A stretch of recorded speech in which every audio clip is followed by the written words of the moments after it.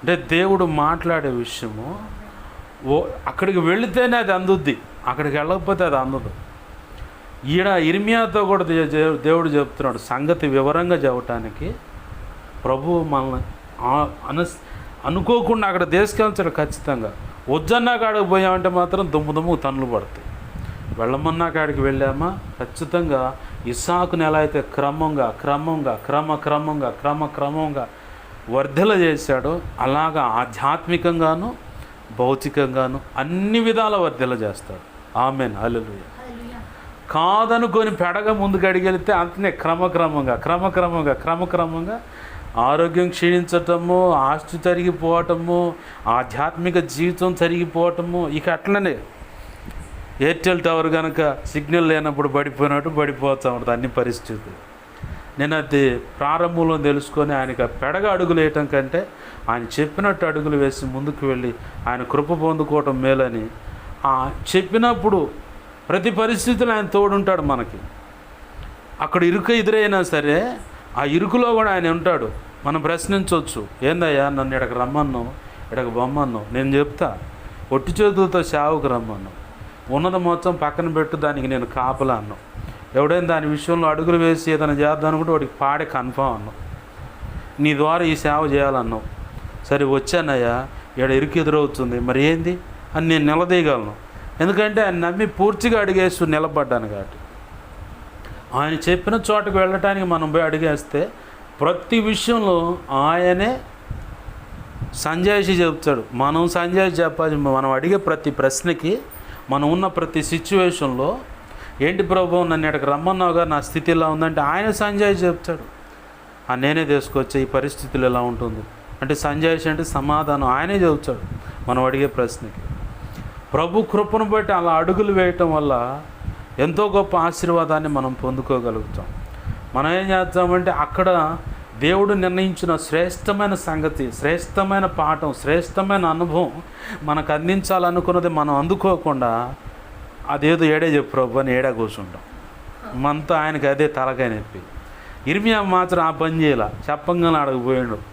ఏం పోంగానే చూస్తూ ఉండి కళ్ళెదురు కనపడుతూ ఉంది. కుమరువా సారం మీద ముద్ద పెట్టి కుండ చేస్తూ ఉంటే చూసి అంతా అయిపోయిన తర్వాత ఆ కుండ చెడిపోవటం, మళ్ళీ దాన్ని కుమ్మరివాడు ముద్ద చేయటం, దాన్ని సరైన తనకు యుక్తమైన కుండను ఓ పాత్రను చేసి పక్కన పెడతాం. చూశాడు, అంతా అయిపోయింది. అప్పుడు దేవుని స్వరం వినపడుతుంది. అప్పుడు దేవుని స్వరము ఇర్మియాకి వినపడుతుంది. అయితే ఇక్కడ కుమ్మరవాని చేతిలో ఉన్న ఆ విషయాన్ని మనం నేర్చుకోవాల్సిన విషయం ఏంటంటే మన జీవితాల్లో ఏదైనా కానీ ఒకటి తేడా పడుతుంది అనుకున్న బిడల విషయం కావచ్చు, లేదంటే ఒకవేళ భర్త ఉంటే భర్త విషయంలో కావచ్చు, భార్య విషయంలో కావచ్చు, సేవ విషయంలో కావచ్చు, సంఘ బిడల విషయంలో కావచ్చు, వ్యాపారం విషయంలో కావచ్చు, ఉద్యోగం విషయంలో కావచ్చు, చదువు విషయంలో కావచ్చు, లేదంటే ఇంకా చేతుల కష్టార్జితం కావచ్చు, ఆరోగ్యం విషయంలో కావచ్చు, గర్భఫలం విషయంలో కావచ్చు, లేదంటే ప్రాణాంతకమైన వ్యాధి విషయంలో కావచ్చు. అసలు డాక్టర్లే గర్భఫలం కలగదు అన్నారు, ఈ జబ్బుకు మందే లేదన్నారు. అయినా సరే ఆయనకు అసాధ్యమైనది ఏదీ లేదని నిలకడగా మనం నిలబడుతున్నాం. ఇప్పుడు ఇర్మియా భక్తుడు చూస్తున్న సందర్భం ఏంటంటే ప్రభు అనుకున్న, అంటే కుమ్మరివాడు అనుకున్న కాడ త్రియేక దేవుడిని ఆడ పెట్టుకొని ఇప్పుడు ఆయన చేతిలో ఆ సార అంటే ఆధ్యాత్మిక జీవితం కావచ్చు, లేదా భౌతికమైన జీవిత యాత్ర కావచ్చు. అది ఒక కోణం.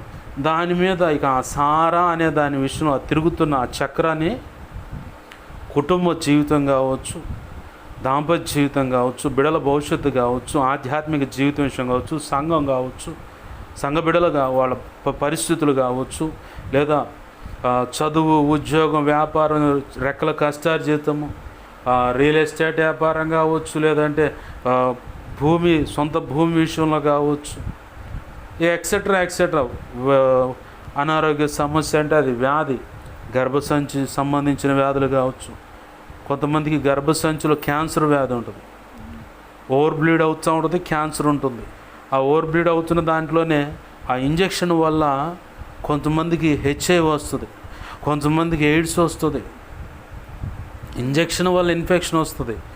వీళ్ళ తల్లిదండ్రులు లేదంటే కుటుంబ సభ్యులు, బంధువులు ఏమనుకుంటారంటే ఇది ఎక్కడో, స్త్రీ అయితే ఇది ఎక్కడో చెడిపోయి తిరిగింది, ఎవరితోనో పాపం చేసింది, అందుకే ఈ రోగం వచ్చిందని వాళ్ళని ముద్రలేస్తూ ఉంటారు. పురుషుడి విషయంలో కూడా అతను పొరపాటు చేయకపోయినా ఒకవేళ ఈ వ్యాధి వచ్చి ఉంటే, ఇలాంటి వ్యాధులు వచ్చి ఉంటే, అంటే ఎయిడ్స్ కానీ HIV కానీ వస్తే అతను ఏ స్త్రీతో కలవలేదు, అయినా కానీ అతను ఈ వ్యాధి ఉందంటే ఒక కారణం తల్లిదండ్రులలో నుంచి వచ్చిన రక్తాన్ని బట్టి అన్న వాళ్ళకన్నా ఉండాలా.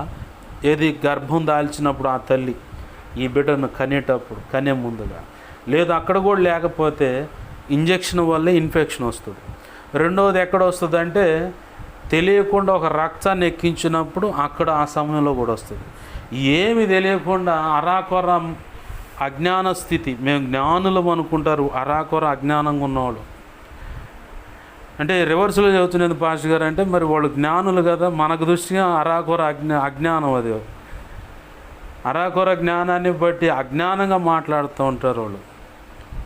మనసుకు లోతైన గాయాలు కలుగజేస్తాడు. అసలుకే రోగం వచ్చి నయంగాక బిడ్డలు రేపొద్దున పెళ్లి చేసుకునేవాడు ఎన్ని ప్రశ్నలు వేస్తాడో అని చెప్పని ఒక రకంగా ఒక పక్కన తనామునకలై తల్లకిందులు అవుతూ ఉంటే వీళ్ళు మాత్రం మంచి మంచి రాళ్ళు తీసుకుని ఇసిరేస్తూ ఉంటారు. అసలు అట్లాంటి వాడిని చూస్తే నాకు వస్తుంది కోపం. అసలు ఆ బిడ్డను ఎప్పుడు అర్థం చేసుకుంటారు మీరు?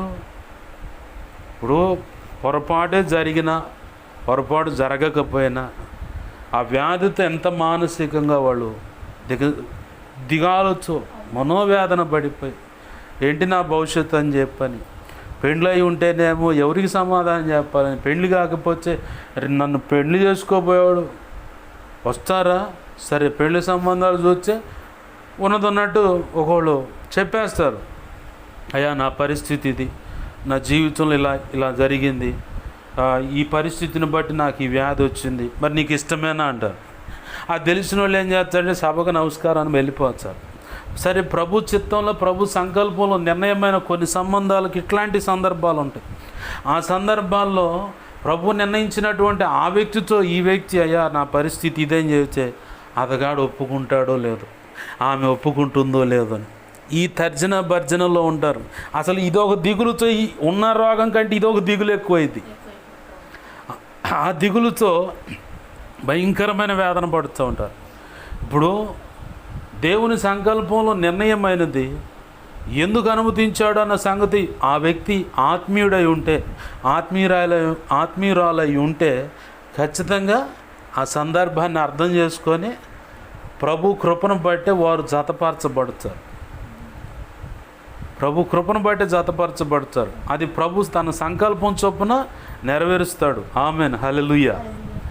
ఎందుకు నెరవేరుస్తాడంటే ఈ వ్యక్తి ఎక్కడో దేవుడు చెప్పిన మాట వినకపోతే ఇలాంటి రోగాలు చేయగలిగేది ఏం లేదు. నేను చాలామందికి చెప్తూ ఉంటాను, నీవు ఒకవేళ దేవుని సంకల్పంలో ఉన్నట్లయితే దేవుని మాటకు లోబడిపో. స్త్రీ అయినా పురుషుడైనా దేవుని మాటకు లోబడిపో. అప్పుడు ఏ కంపెనీ రోగాలు రావు, ఏ కంపెనీ సమస్యలు కూడా రావు. కంపెనీ సమస్యలు ఎందుకంటే ఎంత ముచ్చుకున్నా అవి పోవు. వీళ్ళని సరిచేయడానికి, ప్రభు అనుకున్న దారిలోకి తీసుకొచ్చుకోవడానికి ఎంత ముచ్చుకున్నా అవి పోవు. ఈ కంపెనీ సమస్యలు రావు, కంపెనీ రోగాలు రావు.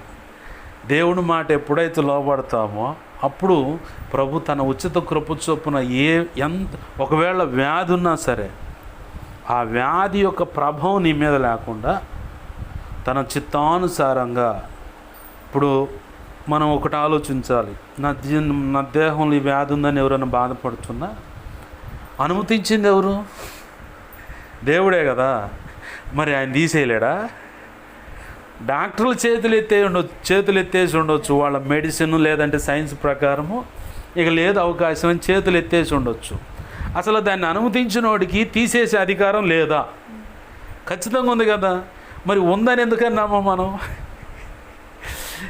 ఒక్కొక్కరు చూస్తే భలే తమాషా అనిపిస్తుంది. మా మమ్మీ అని, హవీలా మమ్మీ అని ఒక ఉంది, గర్భాశయ క్యాన్సర్. ఆ మమ్మీ దగ్గరకు పోతే బాబాయ్ వాళ్ళిద్దరు, బాజీ బాబాయ్ అని ఇద్దరు కూర్చుంటారు. వాళ్ళు చెప్తూ ఉంటారు, అయ్యా రాత్రి ఓవర్ బ్లీడ్ అయింది, గడ్డలు గడ్డలుగా బ్లడ్ పడితే నేనే ఎత్తి పడేసాను అబ్బాయి అన్న. సందర్భం వచ్చింది కానీ ఇంతవరకు ఎవరికి చెప్పాలో ఇప్పుడు చెప్తా ఉన్నాను. ఎత్తేసాను అబ్బాయి అన్న. సరేలే ప్రార్థన. ఆమెకి ఒక్క నిలకడగా ఒక్కసారిగా ఉండదు. అయ్యా ఆడకపోతే స్వస్థపరుస్తాను, అయ్యా ఇక్కడికి అని చెప్పని గందరగోళంగా తిరిగి తిరిగి తిరిగి తిరిగి ఒకరోజు ఒకసారికి వచ్చి ఫిజియోథెరపీ కరెంటు పెడతారని. ఓమ్మో కరెంటు పెడతారని. అసలు ఈ వాళ్ళెందుకు మమ్మీ, దేవుడు స్వస్థపరచు. అవునే దేవుడు స్వస్థ, మరి ఇంకెందుకు మమ్మీ అంటాను నేను, మమ్మీ అంటాను నేను. పిల్లలు లేరు కానీ వాళ్ళు ఇనుకోణ నుంచి చచ్చిపోదాని ఇక్కడికి వచ్చారు. అయితే దావీదు పాష గారి దగ్గరకు వాళ్ళని పరిచయం చేయటం, సువార్త చేయటం. వాళ్ళిద్దరూ ముందు భారీగా ఆమె రక్షణ, తర్వాత ఆయన రక్షణ పొంది భయంకరమైన తాగుబోతు. బాగా బిర్రుగా పిడికలు బిగించి ఒక్కటే గుద్దిండు దేవుడు. అమెరికాలలో పడ్డావు. ఎవరు కొట్టారని చూసి ఎవరు లేరు. అటు 2 సార్లు తనలు తింటే కానీ అప్పుడు మంపు వదిలింది ఆయన. దేవుడి చేతులు 2 సార్లు దెబ్బలు తిండు.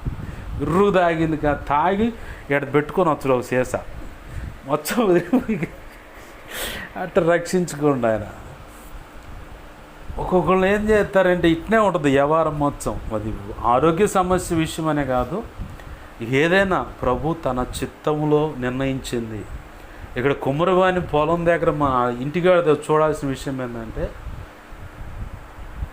మన చేతులతో మనం నిర్మించుకున్న ఏదైనా సరే, లేదు ప్రభు సంకల్పం చొప్పున నిర్ణయం అనేది ఏదైనా సరే చెడిపోయింది అని మనకు కనపడదు. దాన్ని బాగు చేయగల సమర్థుడు యేసయ్య. ఆమేన్, హల్లెలూయా. ఆయన చేతిలోనే ఉంది. అది చెడిపోయినా ఆయన చేతిలోనే ఉంది. కానీ దాన్ని మళ్ళీ తిరిగి కట్టగలడని నువ్వు నమ్మితే, దాన్ని ఏదైనా సరే మన చేతులు దాటిపోయి ఉండొచ్చు. అప్పుల సమస్య అయినా, కోర్టు సమస్య అయినా, ఆస్తి వివాదాలైనా సరే మన చేతులు దాటిపోయినాయి, ఇక ఏం లేదు, ఫైనల్ తీర్పు వాళ్ళకే వచ్చుద్దంట అని చెప్పని లాయర్లే చెప్పి ఉండొచ్చు. లేదంటే చేయి దాటిపోయిందని స్థలం కాడ అప్పులోళ్ళు వచ్చి వాళ్ళు దేశపోతున్నారు, ఈ స్థలాన్ని వాళ్ళ వశం చేసుకుంటున్నారు అనుకున్నా, చివరికి ఒక అవకాశం ఉంటుంది. డాక్టర్లు కూడా చెబుతారు ఇంక అయిపోయిందయ్యా, రోజులు మనిషి అంటారు. డాక్టర్లు చెబుతారు అయిపోయిందయ్యా ఇంకేమీ లేదు అంటారు. మా చేతులు ఏమీ లేదు, చేతులు ఎత్తేసి అంటారు.